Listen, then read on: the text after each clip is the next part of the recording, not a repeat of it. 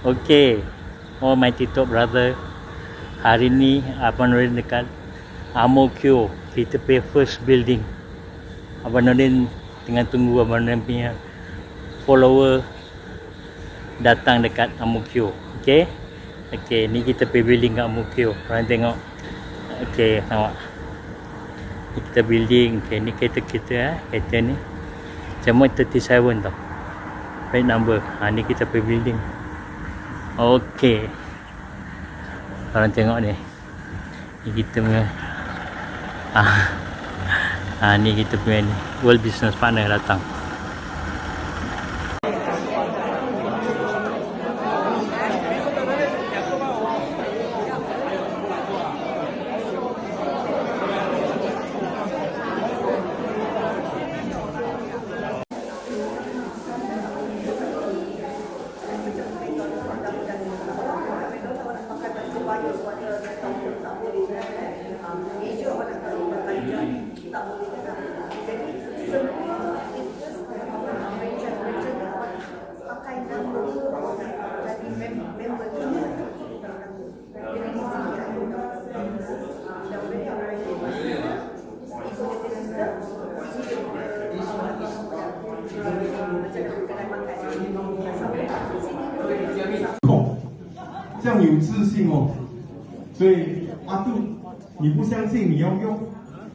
Itu cara untuk sukses, dan ini dia 4 tips untuk membangun jaringan atau networking yang efektif.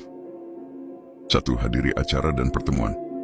Partisipasi dalam seminar, konferensi, dan acara industri dapat memberi Anda kesempatan untuk bertemu banyak profesional.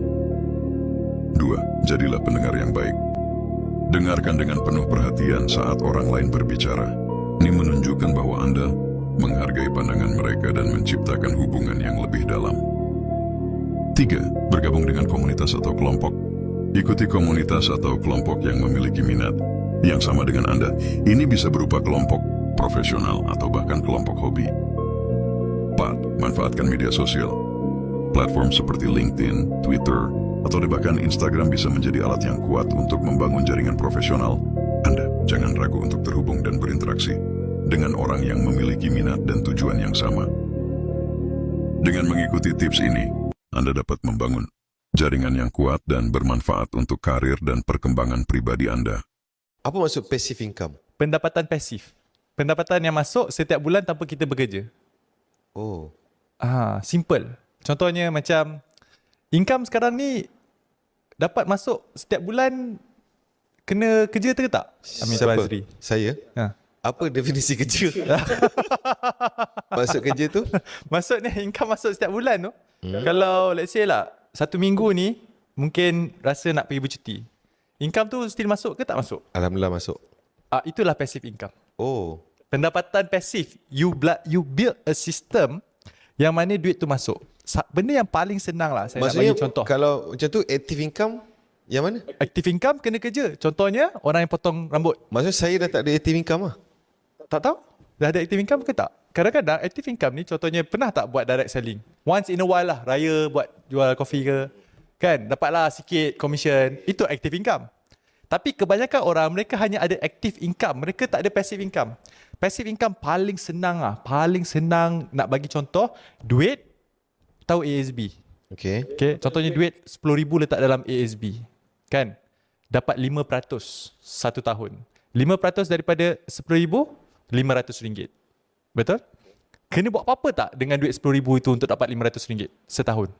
Tak, goyang kaki, betul? Itulah. So kalau belajar macam mana nak bina passive income, tak cukup. Okay. Sebab itu kena belajar macam mana nak bina passive income. Okay.